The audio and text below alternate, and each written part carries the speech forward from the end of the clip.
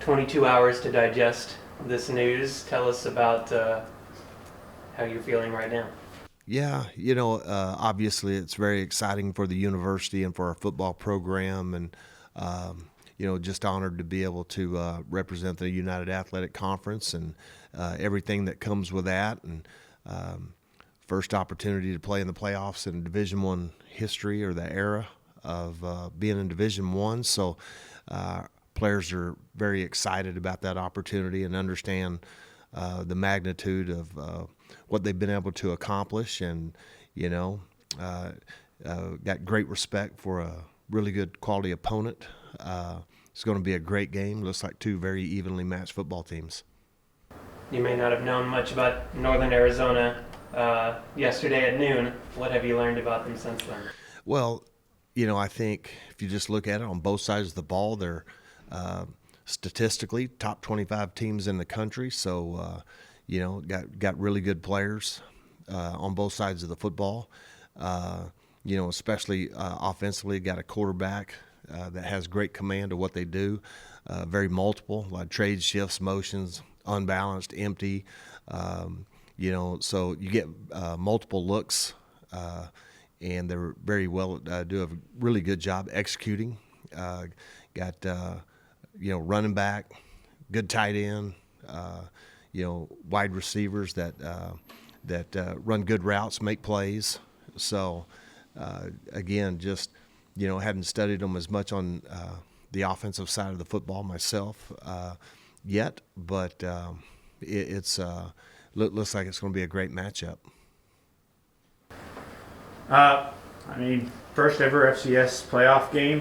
You get to host it. Kind of talk about the excitement that comes with that, being able to play here at Wildcats Stadium. Yeah, being finishing the season on the road 3 straight weeks, that's been a little bit of a challenge, as you know, and but I thought our team handled it for the most part pretty well, to be able to go on the road and secure those last 2 victories to win the conference was just speaks volume about the type players and the resilience that these guys have shown all season long. But to be at home is good. Back in familiar surroundings, and just looking forward to big country and any alumni, anybody that don't have anything to do after Thanksgiving, come on out and support these young men. They deserve it. Just continuing to try to focus on the process of what it takes to win a football game, and that we've done that for the most part this season, and that's what it's going to take again this Saturday. And we talked to about the kind of the seniors. This is a very senior-heavy team. You guys have honored those on your senior day, but the fact that they were able to come out to Wildcat Stadium one more time, what do you think that means to them, that they get the chance to take their home field one more? Yeah, I think it's just an opportunity. If you look at it, over the course of the last 3 years, their home record is 11-4. It's just another opportunity to try to get to 12-4, and that's pretty impressive when you sit there and look at that. And that's what these guys are playing for. To be able to, they want to make sure that the memory that they create is obviously ends on a positive note. So, and at the end of the day, it's the NCAA playoffs.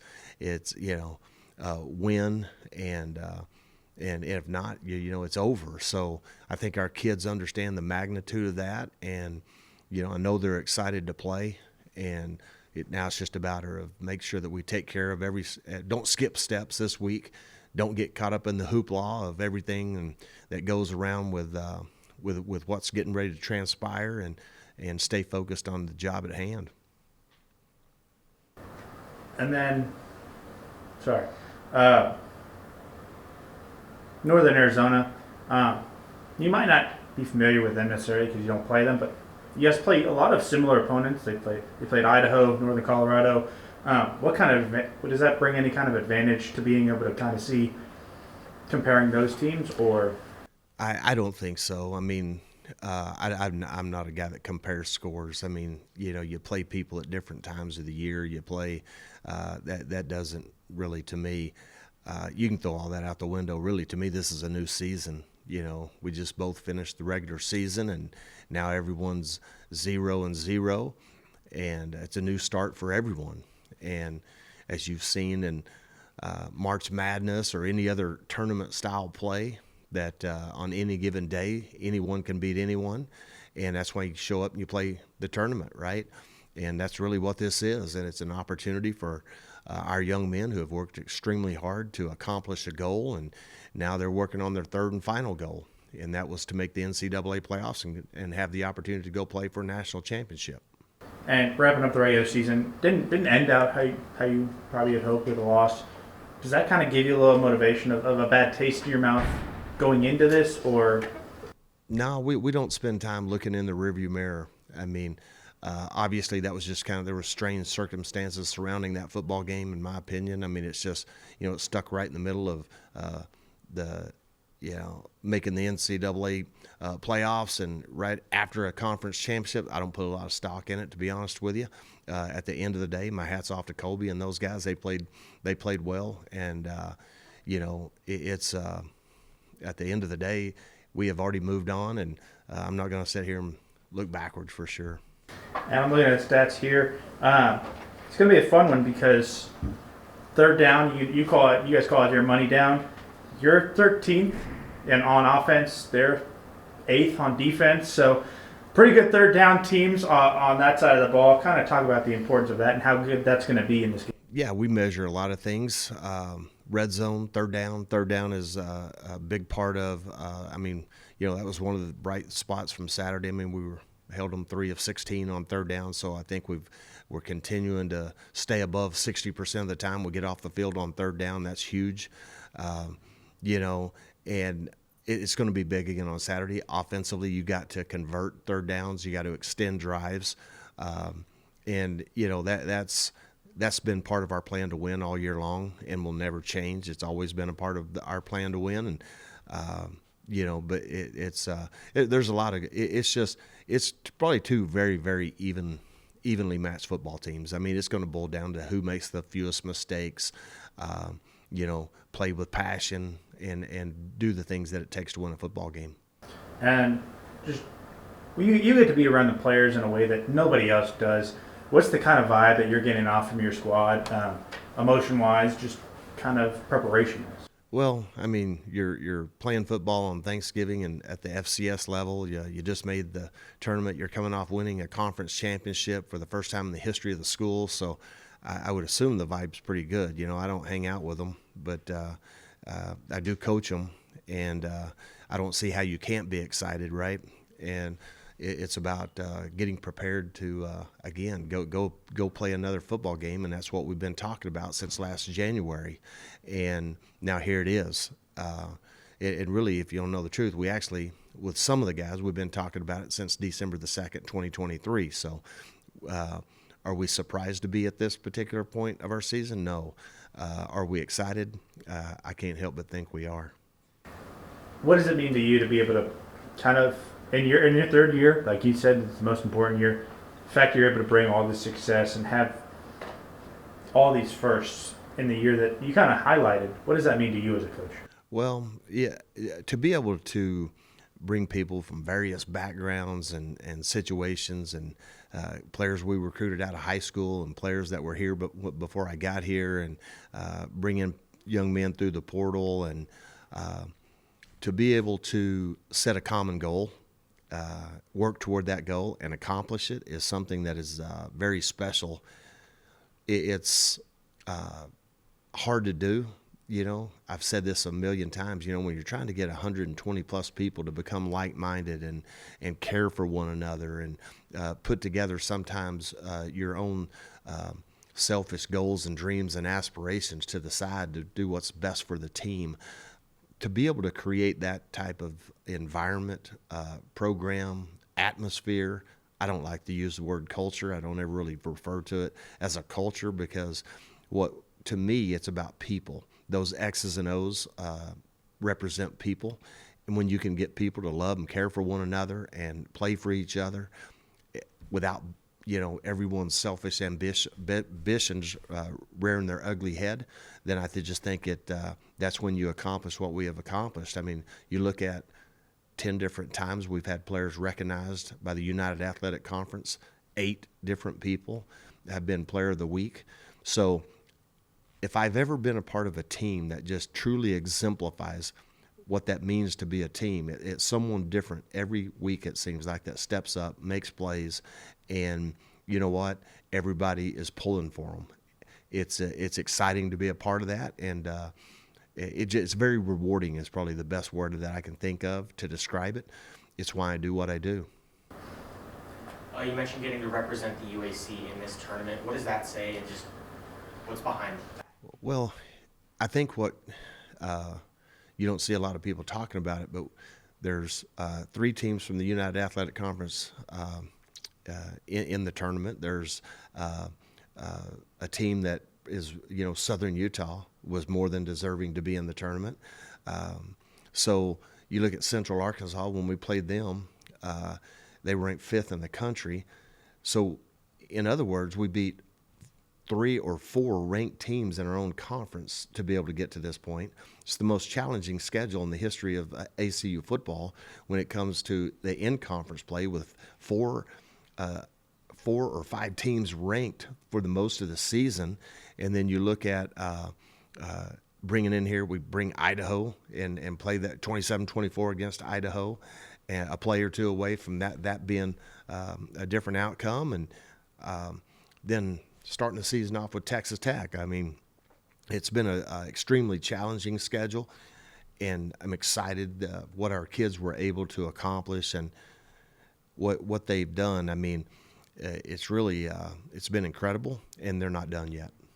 You talked about your goals throughout the season, going undefeated at home and then winning the conference and getting a chance to play for a national title, but started in the preseason poll as ranked 5th, I believe.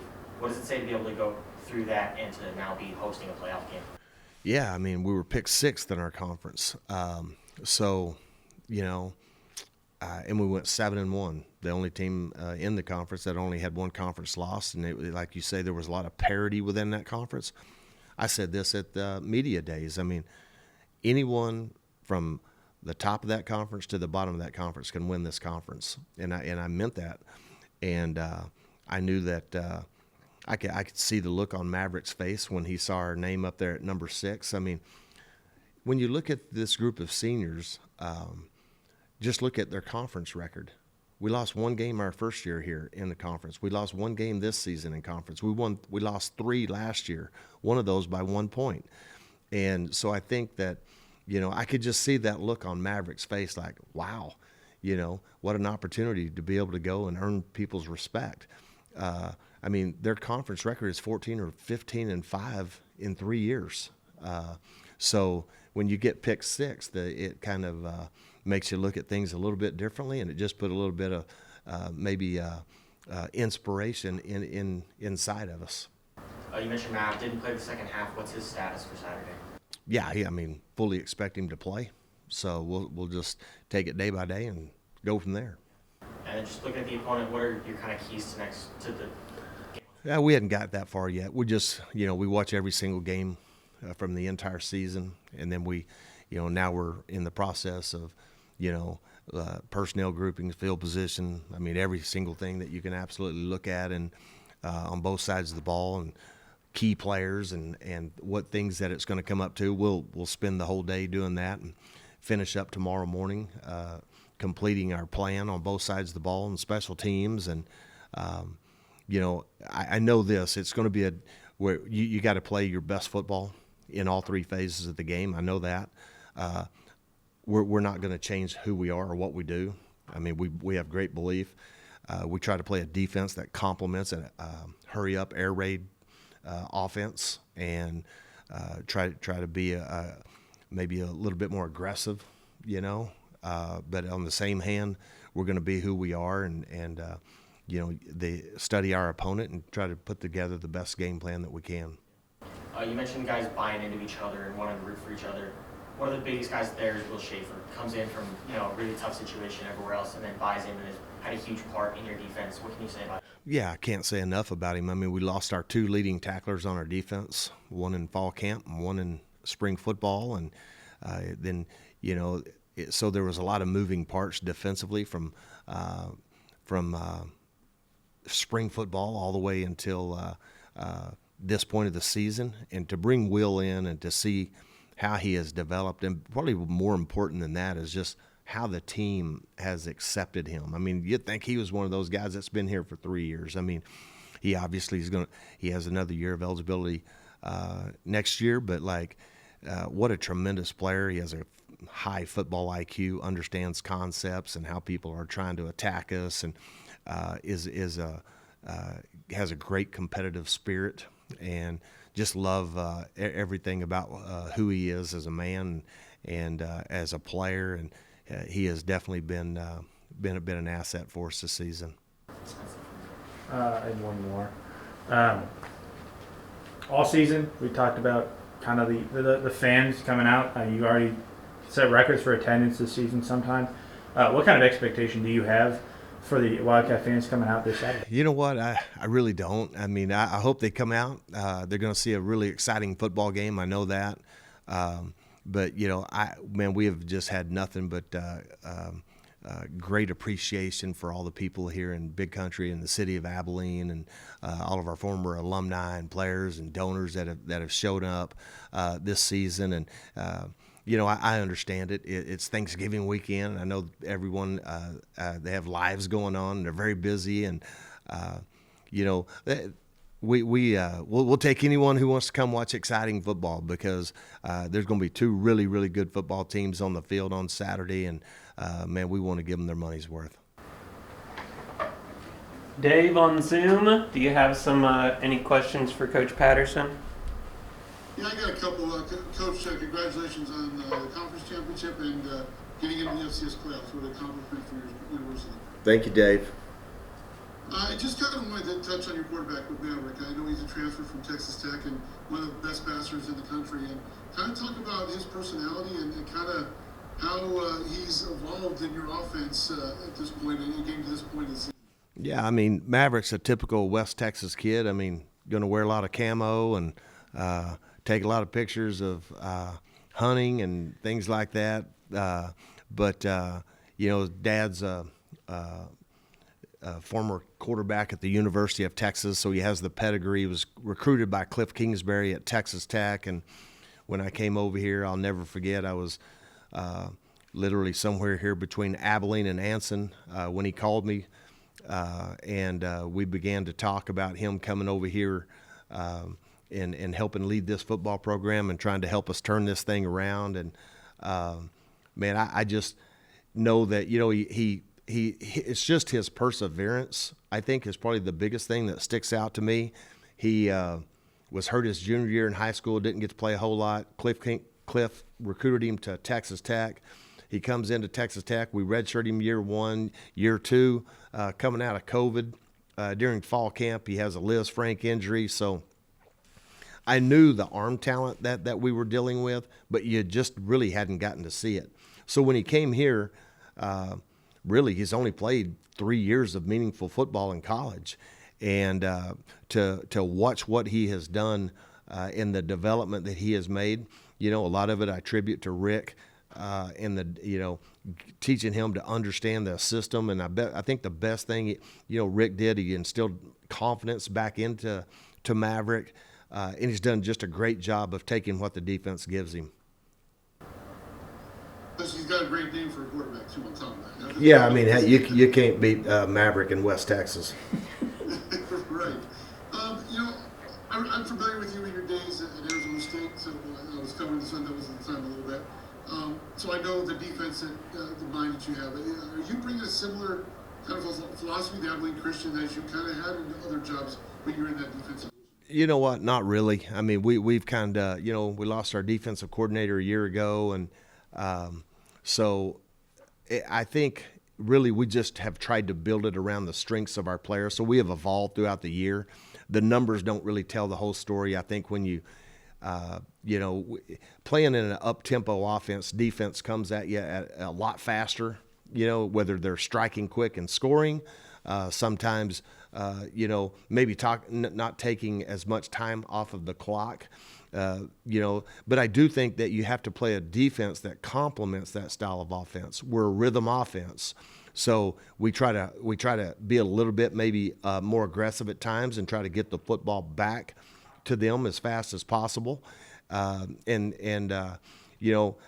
think that's probably I think when people start playing us, I think they're surprised. We're a little bit better than maybe what the numbers show. And last for me, if you were to say maybe a word or a sentence about what's the identity of your team, what would that be? I would say resilient. I mean, you can go all the way back to the Texas Tech game. We got down 15-0, 15-15. We got back. We got down 21-32, tied it up again. Got down 42-35, tied it up again. 40 or maybe 42-30, whatever, 39, and then tied it up. But I would say resilient, and we've done it all year long. Our kids are never out of it. They're going to play the next play all the way for 60 minutes, and and we've had several 2-minute situations, whether it be offensively or defensively, to secure victories from some really, really good football teams. And I would have to say that this team is extremely resilient, and they're not just going to go away just because they're behind.